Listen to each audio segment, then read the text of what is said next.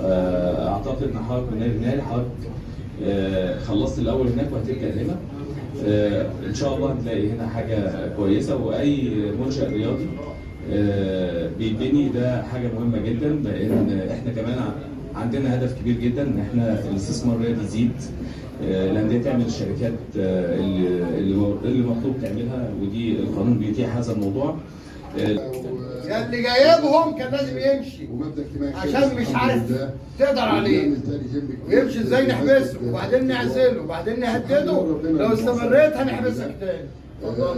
يا زملكاويه غصب عن محافظ الجيزه، والسوق اتعمل غصب عن محافظ الجيزه. كان فاضلنا المشروع الانبار ده، الارض دي على فكره كان مكانها في مكان مول العرب، لكن تقاعس المجالس السابقه اتاخدت منهم، تقاعس يعني ايه؟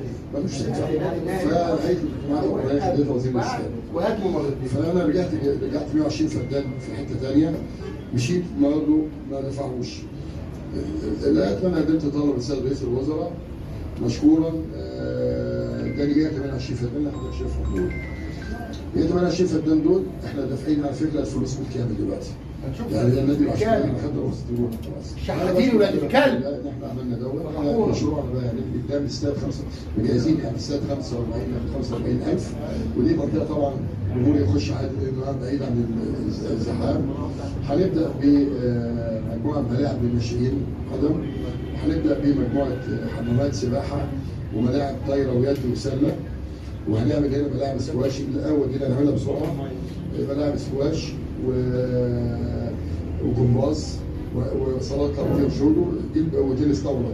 دي هتبقى البدايه مع الفريق اللي شغال، بحيث ان ولادنا الناشئين في كل الالعاب وفي كل ولادنا اللي بقى لعبه اليد والسله والطايره احنا جايبين من الشركه الراعيه بقى قرارات الست والنساء، بحيث ان الولاد من هناك هنا وبعدين ترجعهم تاني. انا مستني وزير الداخليه استلم 34 مكالمه وهم مسجلينها لبعض. السيد رئيس الجمهوريه استلم 34 مكالمه بناء على مكالمه منه الشيخ خالد عبد العزيز، مكالمه فضيحه واخد بالك. السيد رئيس الوزراء استلم نسخه رئيس الوزراء خارج المؤتمر بالجزم. كلام واضح. انا اديت لك فرصه، يعني انت معقول انت هتجيلي هنا همسكك اضربك قدام ناس كلها؟ طب ما انا اللي هتفضح في العالم. فانا بقول اهو، بس هو ما عندوش الجراءه سياده المستشار. يا عم جرات ما حدش ينطق. سياده الرئيس الناس دي او ادي النادي النهائي يا جماعه ايام ممدوحه. شغالوا يا جماعه خلاص. يلا وريهم نادي الزمالك يا ريت. اتفضل بس الاول.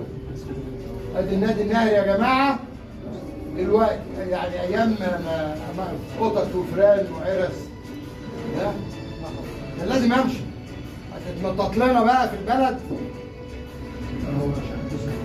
جاهز يا ابني بقى؟ بعدين موجودين عندك ختم مشهور. اتفضل.